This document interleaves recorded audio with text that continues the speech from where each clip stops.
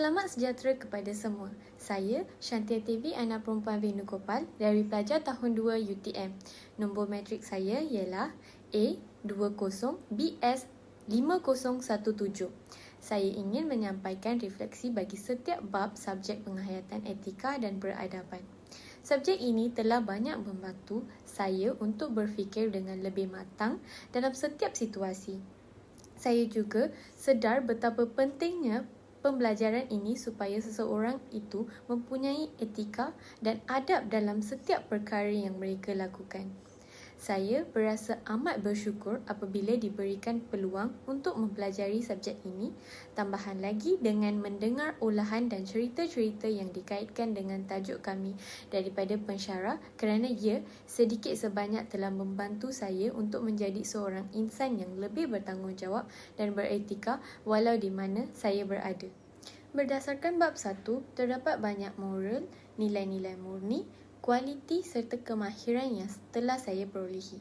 Antaranya ialah kita mestilah sentiasa berbuat baik dengan orang lain. Berdasarkan falsafah Socrates, iaitu guru kepada Plato dan Aristotle, manusia yang baik ialah manusia yang kurang membuat masalah terhadap orang lain walaupun musuhnya sendiri. Sepanjang mempelajari bab 2, saya dapat memahami prinsip-prinsip asas dalam teori etika. Menurut pemahaman saya, dua jenis teori etika utama adalah teori etika klasik dan teori etika moden. Teori etika klasik mengutamakan penjelasan teori kebaikan dan teori teologi, manakala teori etika moden mengutamakan penjelasan teori deontologi, teori keadilan dan teori hak asasi. Dalam bab 3, saya telah mempelajari tamadun Islam bermula dari zaman pemerintahan Nabi Muhammad. Nabi Muhammad merupakan Nabi yang terakhir dan dipercayai bahawa tidak akan ada lagi Nabi di dunia ini. Untuk bab 2, sebagai rakyat Malaysia yang hidup berbilang kaum, amatlah penting bagi kita untuk memahami dan menghayati etika dan peradaban sesuatu tamadun itu, terutamanya tamadun Melayu, China dan India. Selain itu, pemahaman terhadap tamadun Barat juga penting kerana negara ini pernah dijajah oleh British suatu ketika dahulu. Bab 5 telah membuka mata saya dengan lebih jelas tentang konsep kesepaduan sosial dan kesepaduan nasional.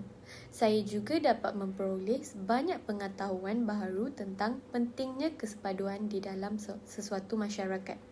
Terdapat banyak nilai-nilai murni yang boleh dijadikan taulah dan untuk diadaptasi oleh semua penduduk Malaysia demi mencapai matlamat dengan negara yang harmoni dan aman.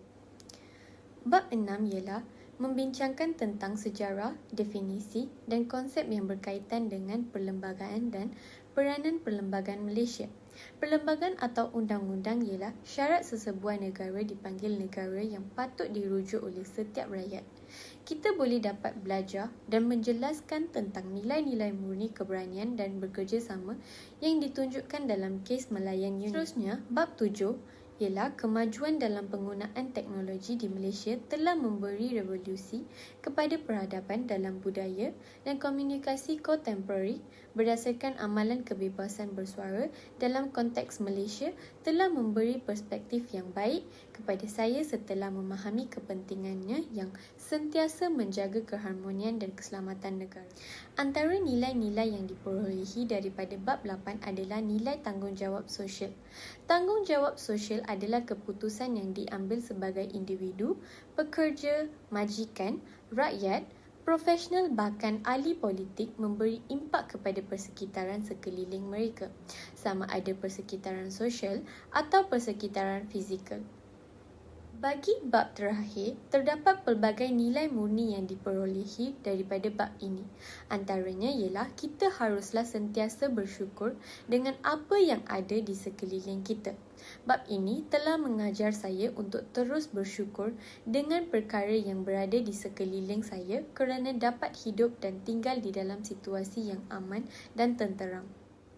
Itu saja dari saya. Terima kasih kerana meluangkan masa untuk lihat video refleksi penghayatan etika dan peradaban saya.